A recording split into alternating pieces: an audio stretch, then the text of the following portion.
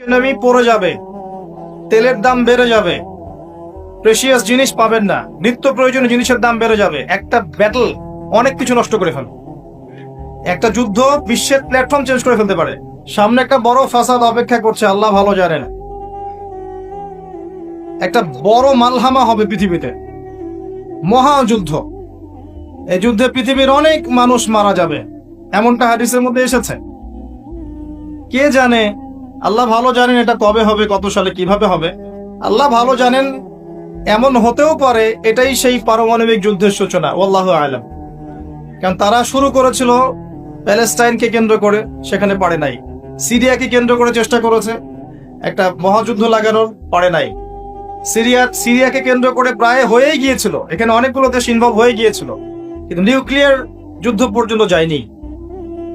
কিছু মানুষ চাচ্ছে, একটা সভ্যতা চাচ্ছে যে পৃথিবীতে একটা মহাযুদ্ধ ঘটুক, এর ফলে পৃথিবীর ম্যাক্সিমাম মানুষ যেন মারা যায়, পরাশক্তিগুলো দমন হয়ে যায়, সে নতুন করে রাইজ করবে, সেই অপেক্ষায় বসে আছে। প্রথম বিশ্বযুদ্ধের পরে একটা কান্ট্রি বিশ্বের রুলিং স্টেট হয়েছে, দ্বিতীয় বিশ্বযুদ্ধের পর আরেকটা কান্ট্রি বিশ্বের রুলিং স্টেট হয়েছে। এখন অন্য কোন রাষ্ট্রকে যদি পৃথিবীর শাসন রাষ্ট্র হিসেবে আত্মপ্রকাশ করতে হয়, তাহলে বিশ্বে আরেকটা বড় যুদ্ধের দরকার আছে। জ্ঞানী মানুষ ইশারা বুঝবেন, তারা এই চেষ্টাই করছে।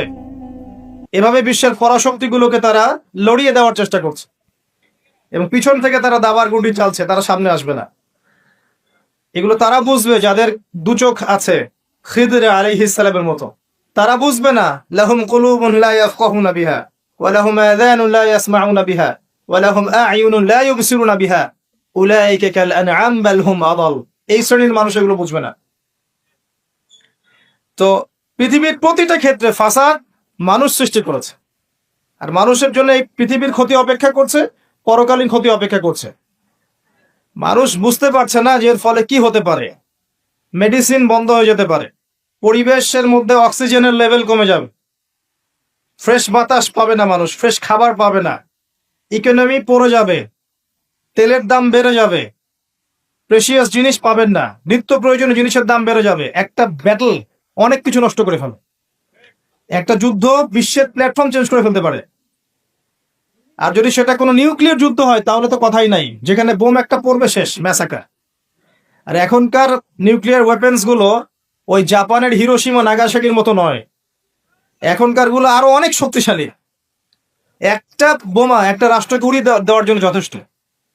মানুষ কঙ্কাল ছাই হয়ে যাবে, কিচ্ছু করতে পারবে না। আর যেসব রাষ্ট্রের এই ক্ষেপণাস্ত্র প্রতিরক্ষা ব্যবস্থা নাই, তাদের অবস্থা তো আরো অবস্থা খারাপ। কথা বুঝতে পারছেন না? ক্ষেপণাস্ত্র প্রতিরক্ষা ব্যবস্থা থাকে, কেউ যদি মিসাইল ছোড়ে সেটাকে আকাশেই ধ্বংস করা যায়। সেই প্রতিরক্ষা ব্যবস্থা যাদের নাই, তাদের কি অবস্থা হবে চিন্তা করতে পারে। এই মালহামায় মুসলিমরাও জড়িয়ে যাবে।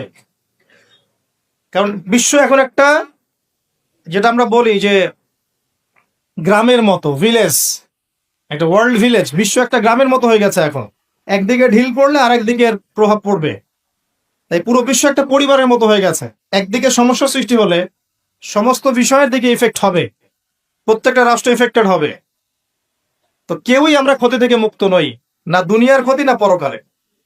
আর পরকালের ক্ষতি তো আপনারা আমার চেয়ে ভালো জানেন। মানুষের জন্য অপেক্ষা করছে পরকালের সওয়াল জবাব, কবরের আযাব, মিজান, পুলসিরাত, জান্নাত, জাহান্নাম। ইন্নাল ইনসানা লাফি খুসর। তারপরেও মনে হয় আমাদের চালচলন দেখলে যে ক্ষতি আমাদেরকে স্পর্শ করবে না। আমাদের ব্যাপারটা অনেকটা এমন যে আরে অন্যদিকে কি হয় হোক, আমি তো ভালো আছি। যখন সবকিছু নষ্ট হয়ে যায় তখন নিজেও ভালো থাকা যায় না। থাকা যায়? যখন সবকিছু নষ্ট হয়ে যায় তখন নিজেও আর ভালো থাকা যায় না। তো আমাদের ভাগ্যেও ক্ষতি অপেক্ষা করছে, এটা সময়ের ব্যাপার মাত্র। এখনো যদি আমরা সচেতন না হই, নিজেদের ফিউচারের চিন্তা না করি, নিজেদের আমল, আকীদা, পরিবার, রিজিক এগুলোকে না গুছিয়ে নেই, তাহলে সমস্যা আছে। আমরা কি সমস্যায় পড়তে চাই? আল্লাহ পাক আমাদের সবার আকীদাকে পরিশুদ্ধ করুন, আমিন। বেশি থেকে বেশি নেক আমল করার তৌফিক দান করুন, আমিন। আমাদের পরিবারগুলোকে আল্লাহ পাক জান্নাতি পরিবার রূপে কবুল করে নিন, আমিন। সবাইকে আল্লাহ পাক হালাল রিজিকের ব্যবস্থা করে দিন।